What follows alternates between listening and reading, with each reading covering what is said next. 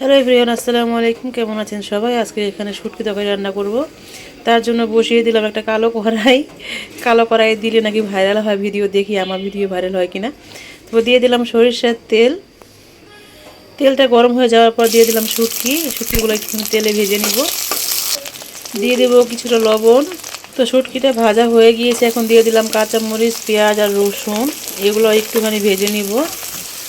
তো ভাজা হয়ে গিয়েছে, এখন দিয়ে দিলাম ধনিয়া গুঁড়ো, মরিচের গুঁড়ো, হলুদের গুঁড়ো, দিয়ে দিলাম একটুখানি পানি। মশলাটা খুব সুন্দর করে কষিয়ে নিলাম। এখন দিয়ে দিলাম আলু আর সিম দিয়ে শুটকি তরকারিটা রান্না করছি। তো একটু নেড়ে চেড়ে নিব। একটুখানি পানি দিয়ে ঢেকে রাখছি 5 মিনিটের জন্য। দেখুন তরকারিটা কত সুন্দর কষানো হয়ে গিয়েছে। এখন ঝোলের জন্য পানি অ্যাড করে দিব।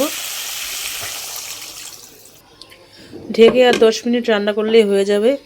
তো কালো কড়াইতে রান্না ভিডিওটা সবাই ভাইরাল করবেন।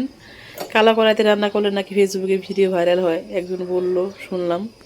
তো দেখি আমিও কালো কড়াইতে রান্না করে আজকে ভিডিওটা ভাইরাল হয় কিনা। দেখুন রান্নাটা হয়ে গিয়েছে, মাখা মাখা হয়ে গিয়েছে। এখন অনেক মজা হয়েছে, অনেক ঝাল ঝাল হয়েছে। তো আজকে রান্নাটা কেমন লাগলো সবাই কমেন্ট করে জানাবেন। ধন্যবাদ সকলকে ভিডিওটা দেখার জন্য। আসসালামু আলাইকুম।